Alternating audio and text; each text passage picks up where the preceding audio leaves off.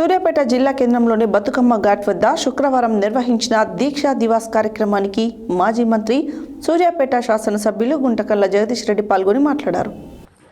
సూర్యాపేట జిల్లా కేంద్రంలోని బతుకమ్మ ఘాట్ వద్ద శుక్రవారం నిర్వహించిన దీక్షా దివాస్ కార్యక్రమానికి మాజీ మంత్రి సూర్యాపేట శాసనసభ్యులు గుంటగంట్ల జగదీష్ రెడ్డి పాల్గొని మాట్లాడుతూ కేసీఆరే తెలంగాణకు శ్రీరామ రక్ష అని, తెలంగాణ సాధనలో దీక్షా దివాస్ చారిత్రాత్మక ఘట్టమన్నారు. చెరిపేస్తే చెరిగేది కాదు కేసీఆర్ చరిత్ర అని, కోట్ల గొంతుకలను ఏకం చేసి రాష్ట్రాన్ని సాధించిన ఘనుడు కేసీఆర్ అన్నారు. తెలంగాణ చరిత్రలో నవంబర్ 29 మరువలేని ఈరోజు అని, కేసీఆర్ బీఆర్ఎస్ పుట్టిందే తెలంగాణ అభివృద్ధి కోసమని, చావు చివరి అంచులకు పోయి పోరాడి తెలంగాణ సాధించాడని అన్నారు.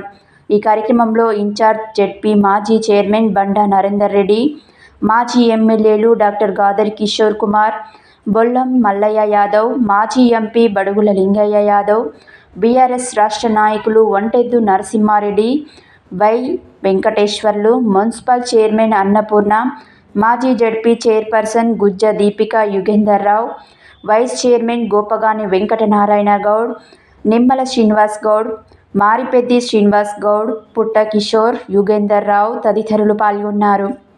రేవంత్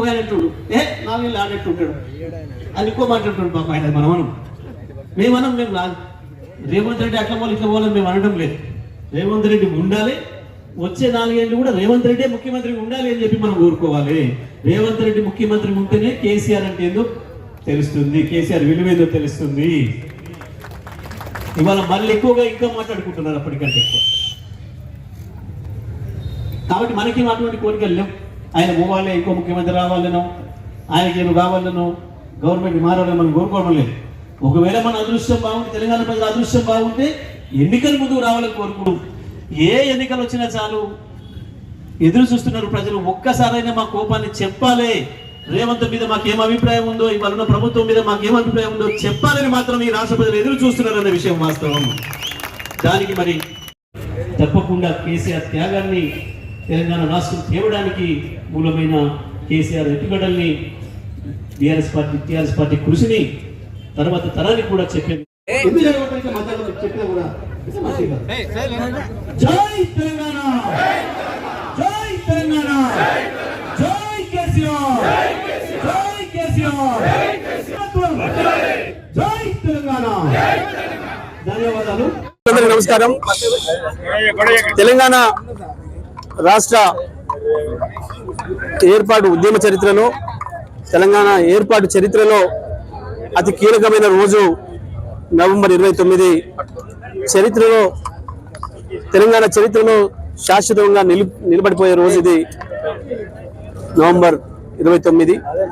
కేసీఆర్ గారు ఆమరణ దీక్ష కూర్చున్న రోజు ఈరోజు.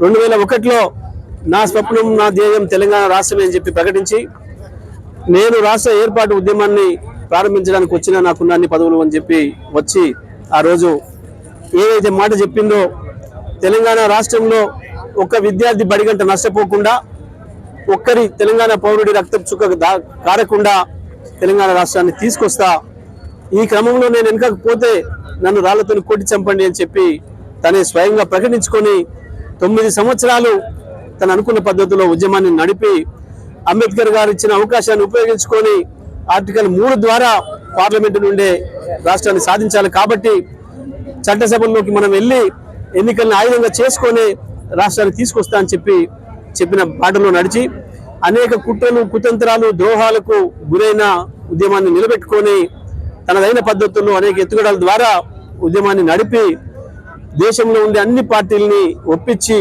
చివరికి జాతీయ పార్టీలను మెడలు వంచి తన చావుతోనైనా తెలంగాణను సాధించాలని చెప్పి, కేసీఆర్ చచ్చుడో తెలంగాణ వచ్చుడో, అయితే తెలంగాణ జైత్రయాత్ర లేకపోతే కేసీఆర్ శివయాత్ర అని చెప్పి ప్రకటించి ఆమరణ దీక్షకు కూర్చున్న రోజు ఈ నవంబర్ 29.